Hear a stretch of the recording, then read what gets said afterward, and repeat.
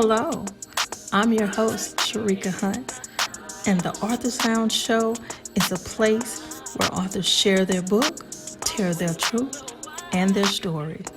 Welcome to the Author's Lounge Show.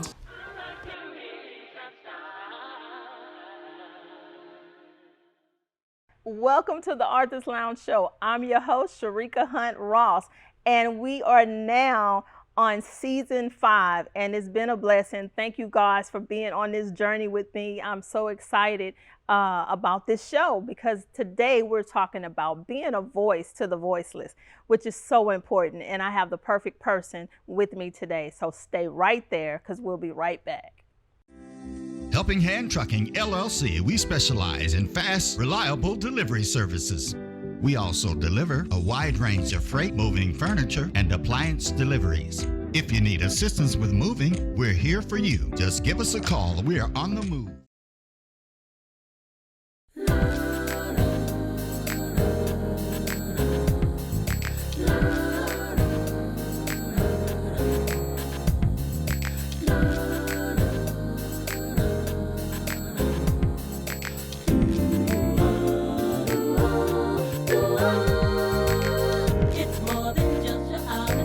Effervescent personality. It's more than just your classy way. Like a jazzy melody. You're looking so irresistible. Oh, you make me smile. You're truly unoriginal. Always worth the while. And I like your inside style.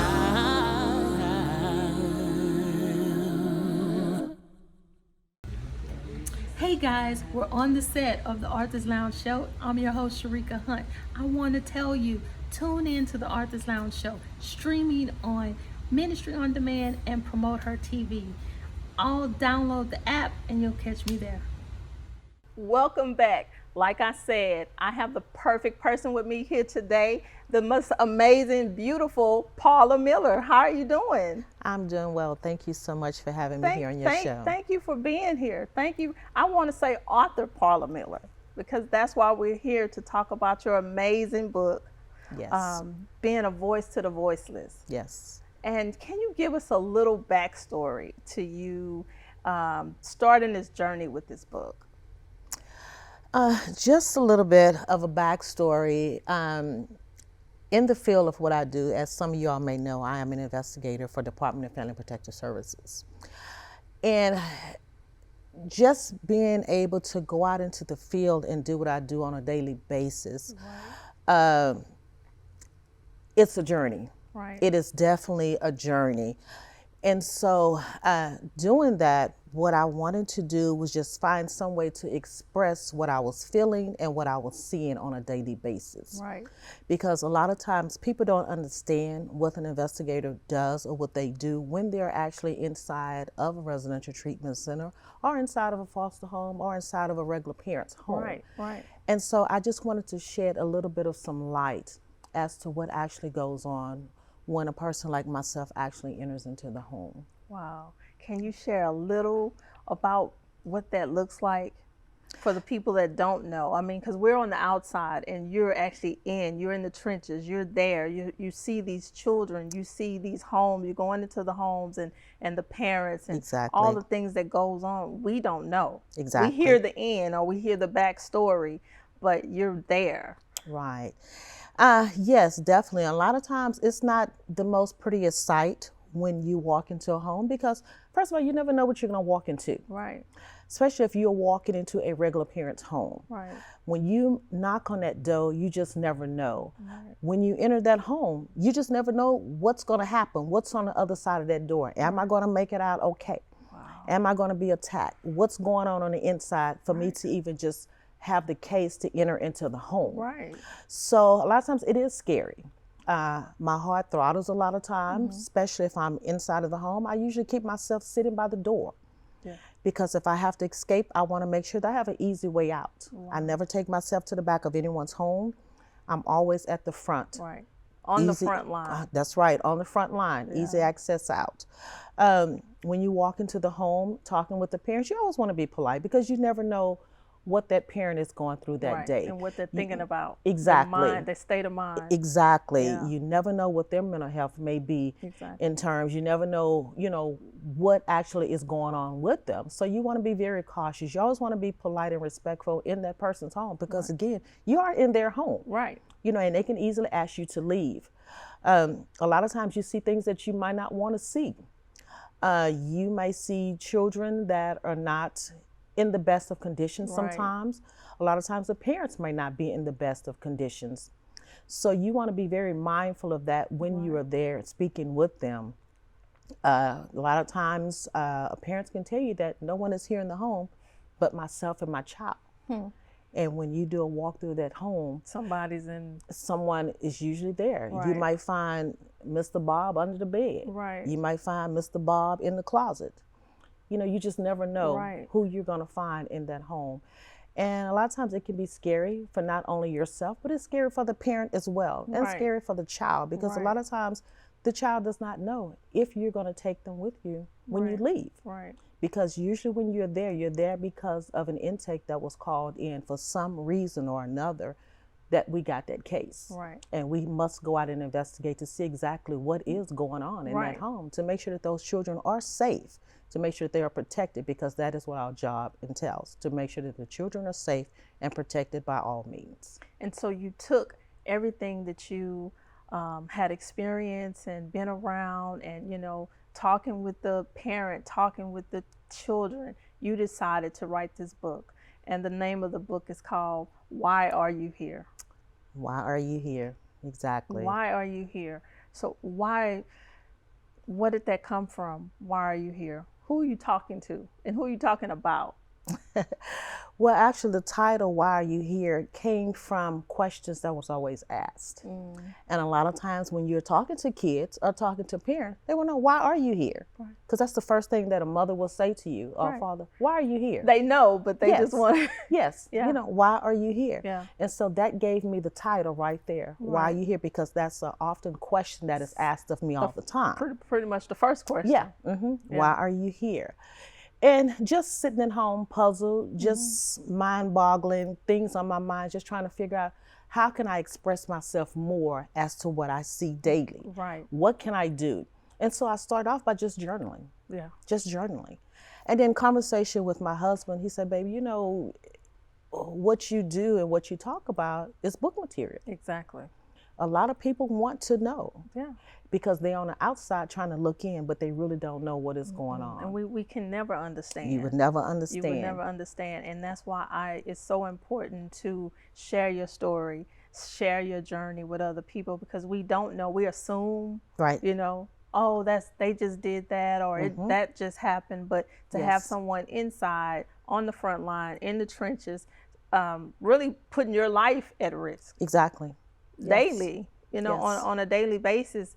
For the children, for the family, saying, hey, I need to go in here and find out what's going on. Exactly. Are they being fed? Are they being abused? Are they in danger? Because if we don't go inside, we would never know. Right, exactly. Because they look just like us. Just like us every day. Every day. Every day, yes. And so you would never know. They're going to work, they're smiling, they're dressed. Yes. But then inside the home is a totally different situation. Totally different situation. Yeah. Totally different story. Yeah. So you decided to bring that to the forelight to share with us. This is what's going on. Yes. So what can we do? What should we do? How can we help? I would say one of the main important things that we can do as people is to always be eyes. Always be eyes. Yeah. Look for any and all things. Yeah. Things that just don't look right sometimes. Exactly. Conversations. A lot of times how the adults may talk to the kids. I can say that for myself, since I've been doing this work, it's very hard for me to go anywhere and not pay attention to what's going on with the kids. Right, yeah. If we're at a family gathering, if we're at a picnic with friends, You looking. I'm looking. Yeah. My eyes are always looking, and I try not to do that, but it's hard because of the field that I'm in. Right. And a lot of times I just try and turn my head Right. to not notice things, but again, it's hard. Right. I may say something sometime, in a joking way. Right. But they do know that I mean what I say. Yes.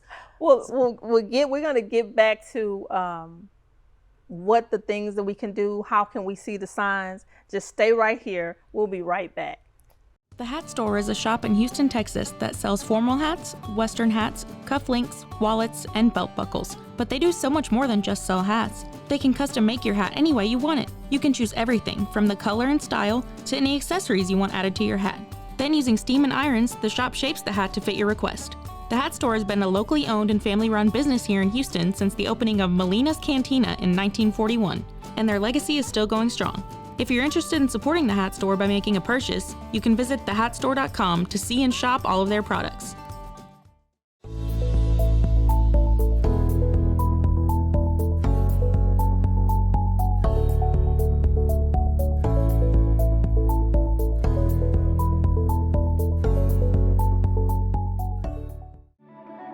CoverGirls Interceding Sisters. Founder and President Robin Criswell.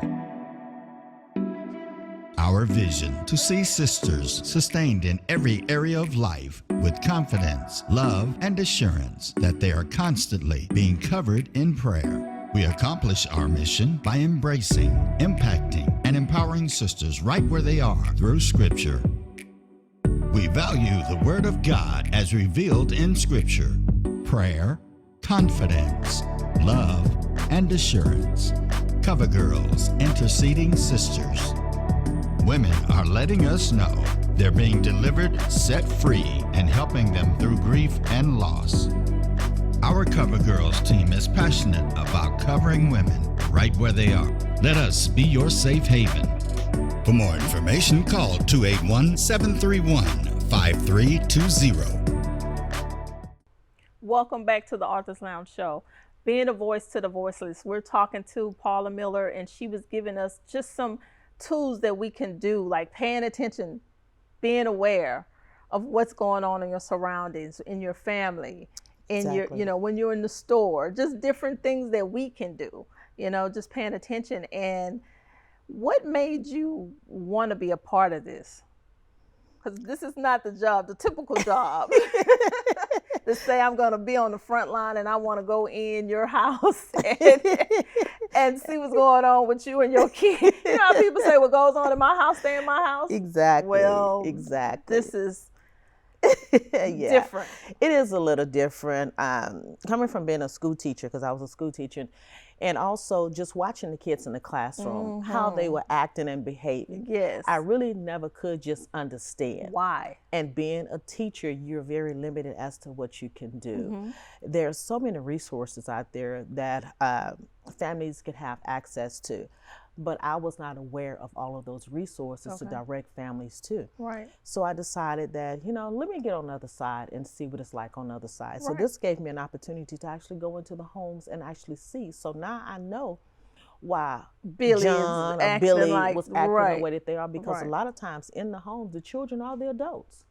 Yeah. They are taking care of their younger siblings. They're the babysitters, right. Exactly. They're the cooks. They do everything. Making the cereal. Exactly. All of that. Yeah. They are doing it all. And so therefore this gave me a better understanding, and it shedded light as to why kids act the way that they act in school. And this is not to say that all children. Right. This is definitely not all kids. But just sometimes when you have that one that is constantly acting out and you just can't understand what is going on with this child. Why is he acting like this? Right. And then again, like I say, once you get to the home, you find out he is the adult. Mom is not there. Mom may be working an extra job at night. Or the mom could be strung out on drugs. Right. You just never know. Right. And so he is that adult that is helping to take care of his younger siblings.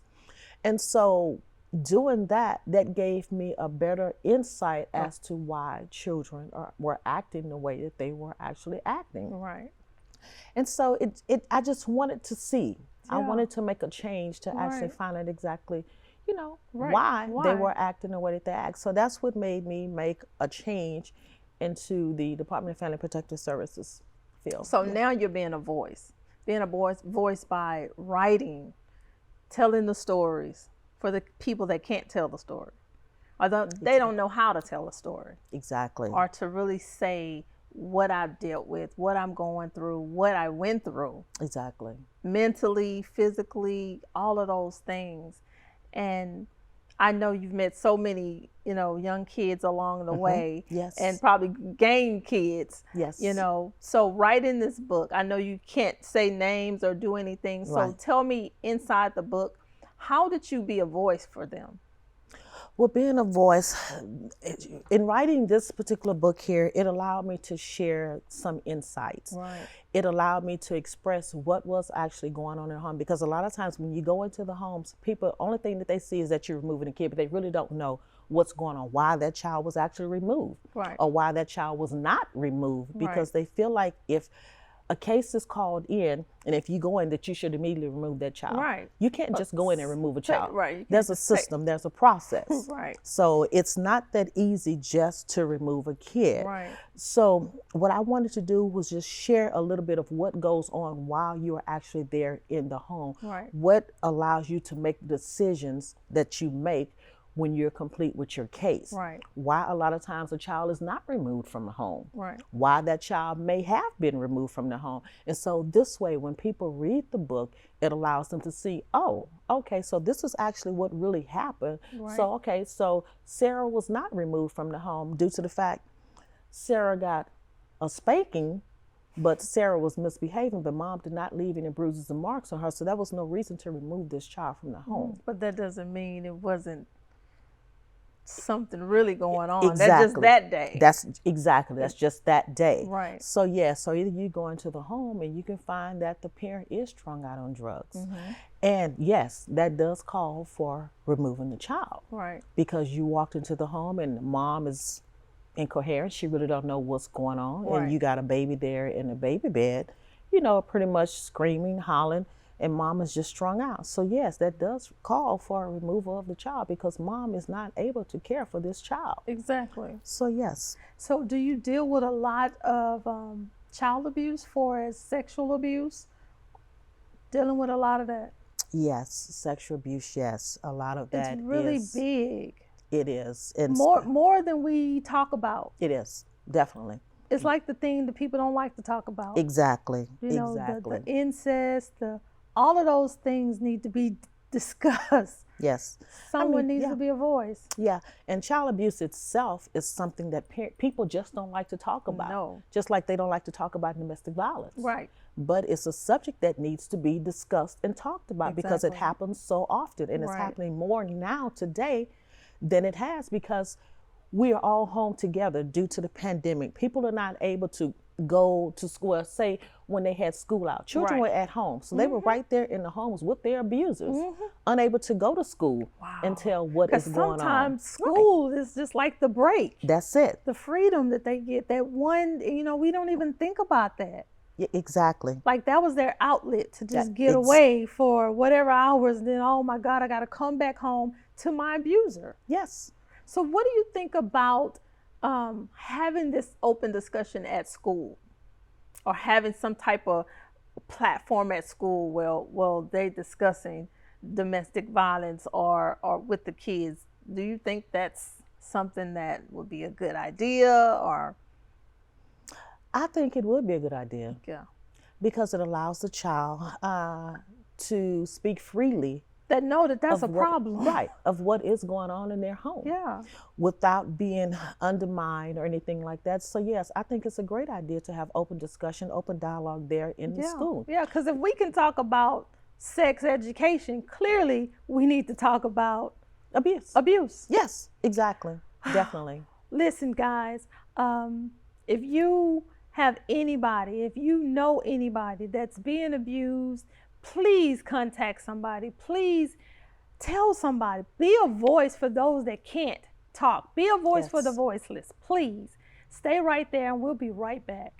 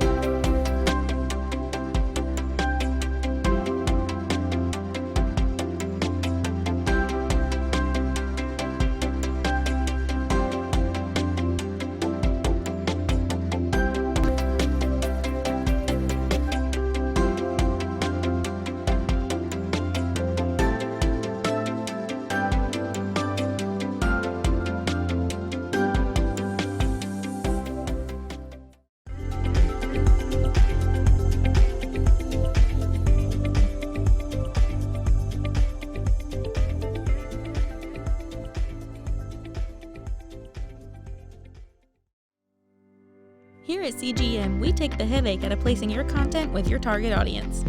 With the CGM TV network, your content has the potential to reach an estimated 250 million households. What's stopping you from joining? Go to creeglobalmedia.com for more information and to see how we can expand your reach.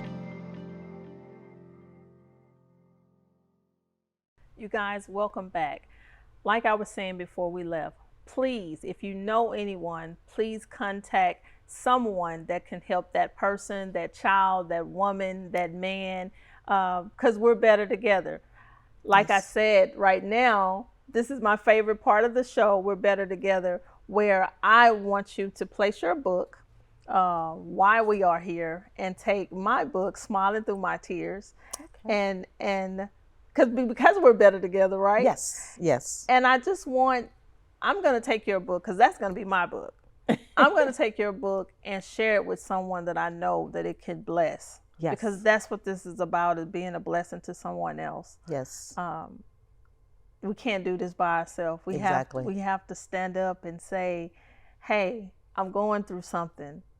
I know somebody that needs this book. I know somebody that's going through grief. I know someone that's going through domestic violence. I know someone that's being abused. Yes. So I just think it's just a great thing to come together and help each other. Yes. In any kind of way. Yes. So I want to thank you for being on the show. Thank you. Can you give the people some of your information? How to contact you, how to get in touch with the book, how to order the book? Yes, most definitely. And as Ms. Ross stated, I first like to say, anytime that you feel that you are being abused, please reach out to the Department of Family and Protective Services by calling 1-800-252-5400. Again, that number is 1-800-252-5400, and that is Department of Family and Protective Services. You can call for adults or for children anytime that you feel that someone is being abused. In order to get a copy of my book, you can log onto my website, which is whyareyouhere.club. And it's just as it states, whyareyouhere.club. And that will take you straight to the website where you can make your purchase, or either you can contact me directly. And I'll be more than happy to hand deliver a book to you with my gorgeous signature inside of it. And my number is 832-746-7224. You can reach me again at 832-746-7224. Thank you. And your Why Are We Here on all the platforms, Facebook and Instagram. You can find that there as well. That is correct, yes. All right, guys, stay right there. We'll be right back. At Elohim Investments, we take pride in serving the Houston community and surrounding areas. For over 20 years, we've gained the trust of our customers, providing top-notch service. We buy houses with just a few easy steps. Call us, sign and return your contract, get an instant offer. Sell your home fast. If you need repairs, owe liens, or divorce, maybe just moving, bankruptcy, or job loss, together we will find a solution. Elohim Investments can also help grow your business with Elohim Investment LLC Investment Services. Our services include investor relations and training, investor partnership, and investor buyout. If you're interested in flipping property, partner with us to secure the loan. Let one of our trusted professionals help you today. For more information, call 281-839-9007. Thanks for calling Elohim Investments.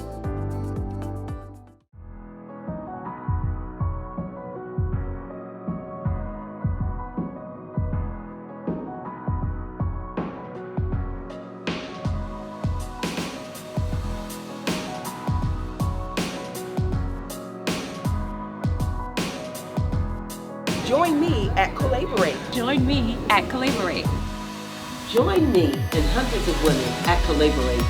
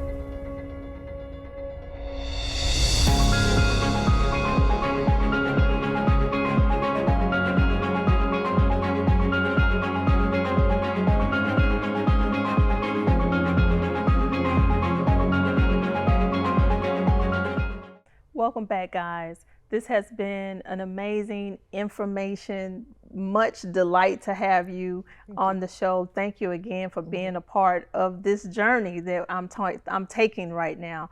And I want you to look at the camera and give the people just whatever God gave you to share with them, just to inspire them, encourage them, and uplift them. Whatever you have, just give the people some information. Well, first, I'd like to say I thank God for being able to do what I do, for being a voice for the children. And as parents, we should always be mindful of our surroundings. Please watch the children that are around us, not just the children, but the adults as well. See how they're dressed, see what they're actually doing, see how they're playing, who do they spend their time with. A lot of times, the people that are most close to us are the ones that are actually abusing the children. So be very mindful, us as women, about the people that we bring into the child's life. Be very mindful of that, because again, the ones that are very easy to be preyed on are the ones that are the most closest to them. So again, if you have any questions or concerns about a child being abused, please just reach out to the Department of Family and Protective Services and call 1-800-252-5400. Thank you. Thank you. Thank you for being here again. Thank you all for watching. Thank you for tuning in and being again on this journey of the Arthur's Lounge Show. Thank you and have a good day.